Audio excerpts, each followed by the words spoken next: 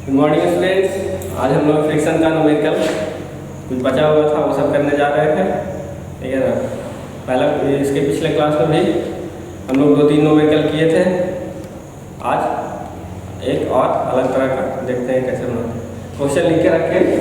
देखिए, तो आज का पहला क्वेश्चन और क्लास का तीसरा क्वेश्चन, ऑनलाइन क्लास का तीसरा क्वेश्चन क्या कह रहा है। ये weight of 100 newton is resting on a horizontal plane. एक वेट है, कोई वस्तु है जिसका वेट है कितना 100 किलोमीटर का और resting on a horizontal plane, horizontal plane पे वे रखा हुआ है। Coefficient of friction is 0.25 newton. Coefficient of friction भी दिया हुआ है, मतलब क्या म्यू दिया हुआ है, कोएफिशिएंट ऑफ फ्रिक्शन दिया हुआ है। कह रहा है find the least force acting at an angle 30 degree with the horizontal which can move the box। एक वैसा फोर्स निकालना है जो 30 डिग्री एंगल पे लग रहा है, जो कि उसको मूव कर सके। P फोर्स लगता था, तो P फोर्स आपको निकालना है कि कितना फोर्स लग रहा है जो कि फ्रिक्शन को ओवरकम करके बॉक्स को मूव कर सके। फ्री बॉडी डायग्राम बनाते हैं या सिंपल एक ग्राफ डायग्राम बनाते हैं पहले।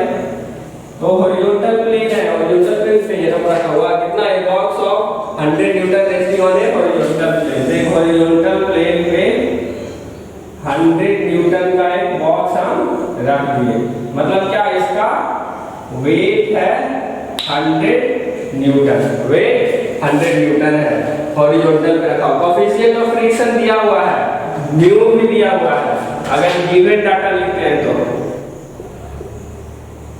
W equal to 100 newton, mu equal to 0.25, कोई यूनिट नहीं होता। और क्या करा, एक P फोर्स लगा है 30 डिग्री के एंगल के साथ, किसके साथ, हॉरिजॉन्टल के साथ। Find the least force acting at an angle of 30 degree, किसके साथ, हॉरिजॉन्टल के साथ। किस पे, तो इस 100 न्यूटन के वजन वाला वस्तु पे। तो 100 न्यूटन के वजन वाला वस्तु पे कितना 30 डिग्री का एंगल बना रहा और एक कोई P फोर्स लग रहा। अब इस P का वैल्यू निकालना है, ये बॉडी मूव कर रहा है, which can move the box, इसको मूव कर रहा है, ये निकालना। ठीक है, तो आप देखते हैं कैसे होता है। अगर P फोर्स इस ओर लग रहा है तो वस्तु को उधर मूव करने का कोशिश करेगा। ये बॉक्स है, बॉक्स को राइट हैंड साइड मूव करने की कोशिश करेगा ना, करेगा। फ्रिक्शन क्या उसके अपोजिट डायरेक्शन में लगेगा। ये अगर आपका हॉरिजॉन्टल प्लेन है, इस पे बॉडी रखा हुआ है, P फोर्स लग रहा है, किधर लग रहा है, राइट हैंड डायरेक्शन में, एंगल 30 डिग्री एंगल के साथ लग रहा है, तो इसको इधर मूव करने की कोशिश करेगा। तो फ्रिक्शन फोर्स अपोजिट डायरेक्शन में F लगेगा और म्यू इनटू N होता है, आप जानते हैं। N पे क्या है, नॉर्मल रिएक्शन। नॉर्मल रिएक्शन कहाँ होता है, नॉर्मल रिएक्शन यहाँ होगा, नॉर्मल रिएक्शन होगा N। और क्या होगा, ये P फोर्स हमको निकालना है, दिया हुआ नहीं है, ठीक है। तो जब फोर्स को रिजॉल्व, इस P फोर्स को जो कि हम मान रहे हैं कोई फोर्स P है, इसको रिजॉल्व कर सकते हैं हॉरिजॉन्टल और वर्टिकल में, कर सकते हैं। तो हॉरिजॉन्टल डायरेक्शन में कितना हो जाएगा, P cos 30 डिग्री और वर्टिकल डायरेक्शन में P sin 30 डिग्री। ठीक है, फोर्स को रिजॉल्व कर लिए, ठीक है। इक्विलिब्रियम का कंडीशन हम लगा देंगे, निकल जाएगा हमको, ठीक है ना।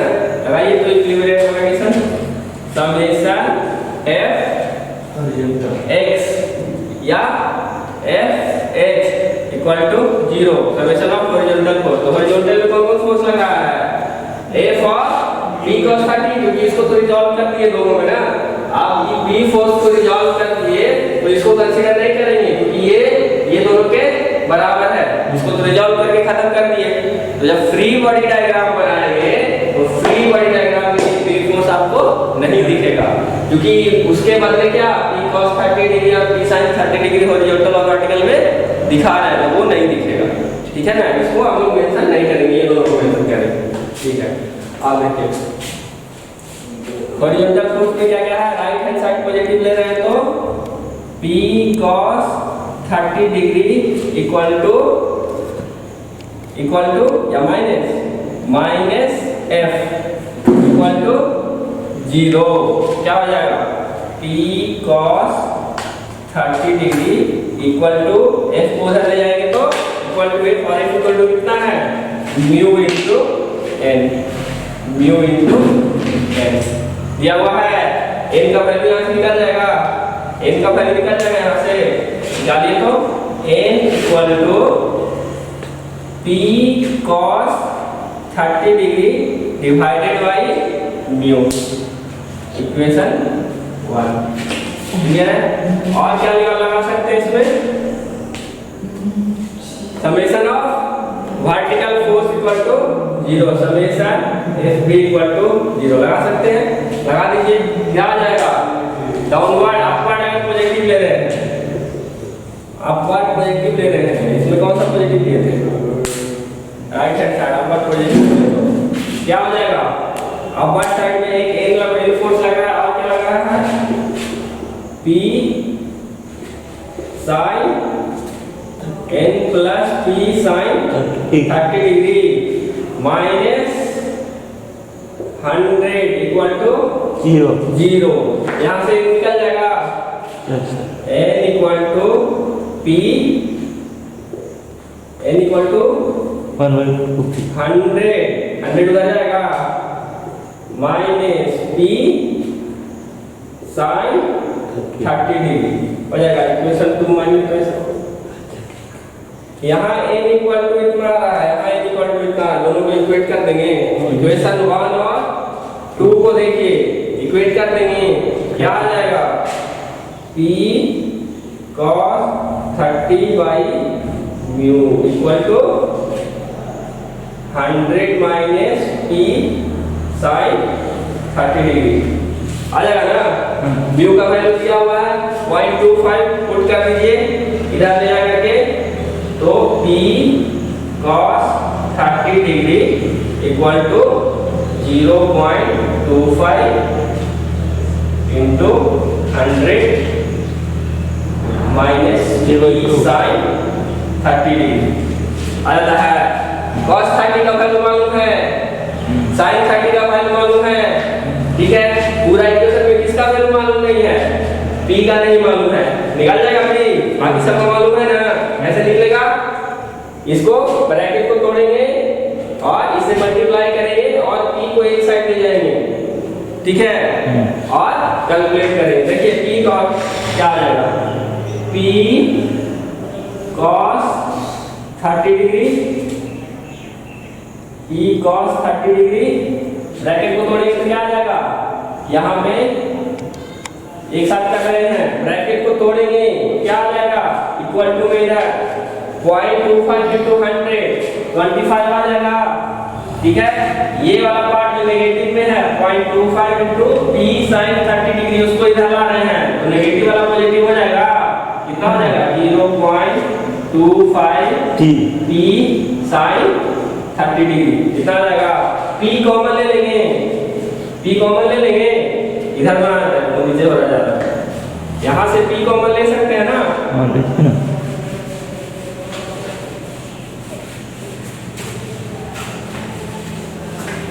देखिए P कॉमन ले लिए, क्या बचा?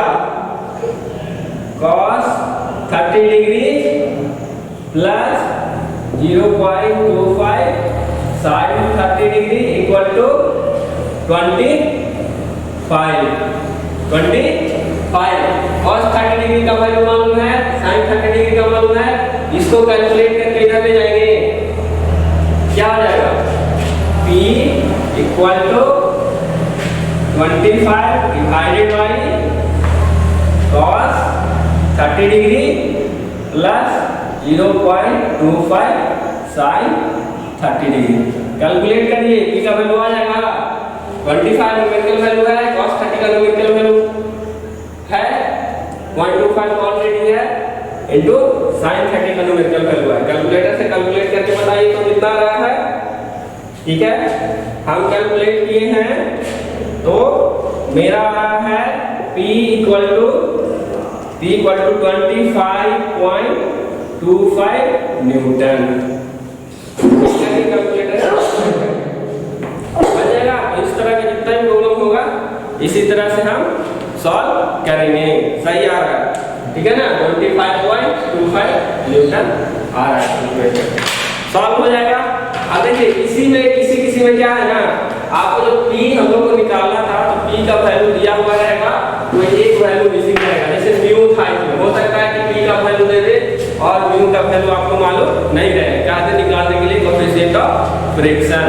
इसी प्रोसीजर से निकालेंगे। उसमें P का वैल्यू दिया हुआ रहेगा, जो 0.25 आपका म्यू का वैल्यू था 0.25।